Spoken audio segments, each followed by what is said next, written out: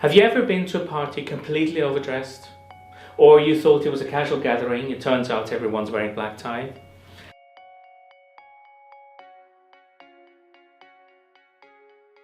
Appearance is part of our communication. By the way you dress, you communicate with people around you. In sales, that's your prospects and clients. So read the signs. Do they still wear ties? What color and make are their shirts, their suits? Do they wear suits at all? Or is it more like a t-shirts and trainers company?